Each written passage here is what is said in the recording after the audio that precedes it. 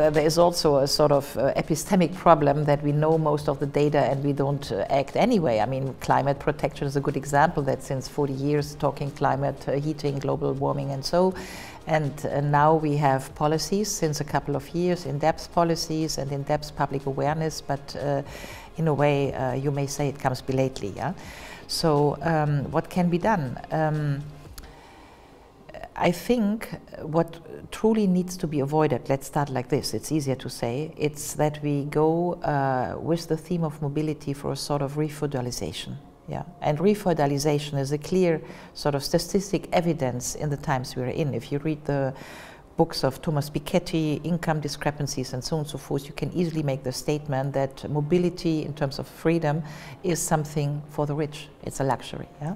You can do this also in very precise terms. If you look at cities like London or in Paris and you do have a look at the car regulation, you see what you need to pay to go with a car into London City and then the parking fees and all of this, then it's very clear that having a car in the town or in a big city like Paris or like France is a luxury, yeah, in terms of parking and space and so. So yes, I think what can be done, I think, is that we should give back the cities to the citizens. Yeah, there I think I can see a very democratic sort of goal: give back the cities to the citizens. Yeah, if you look at the surface of a city today, like Paris or London, you would see that the biggest amount of space is attributed to cars. The streets are so big, and for the citizens, they walk, you know, here.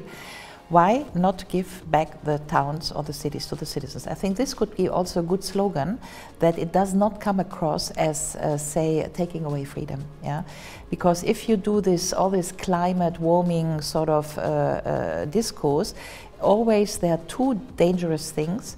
The dangerous thing, one I mentioned, is refeudalization, sort of flying and cars is only for the rich. And like meat eating will be only for the rich. And I think this is for democratic societies, which are all based on equal footing of citizens, is very, very dangerous.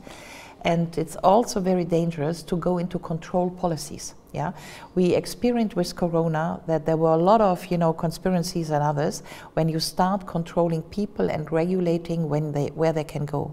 We had this barcode, you know, we had all these regulations, who can enter a building with a barcode, you know, digitalization stuff, which is really basically digital control. So I don't have sort of clear-cut answers, but I think the answers we will need to give, they need to be democratic. They need to manage the control problem, so the digital control problem, and they need to manage the refeudalization issue. Yeah, so we need to go through the Bermuda Triangle of mobility. I call it freedom, climate, so resources, and the social, right in the middle, and try to develop languages which basically do an appeal that we want to reconquer our cities.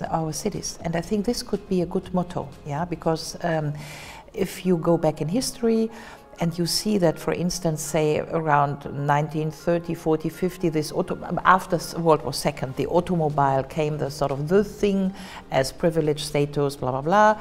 And we conceptualized that our cities need to be suitable to cars, yeah, to 80%. If we can roll this back and give back the cities to citizens, I think this could be a good motto, which would be social, which would be climate friendly, and which would maintain freedom. So this is what I call my Bermuda Triangle.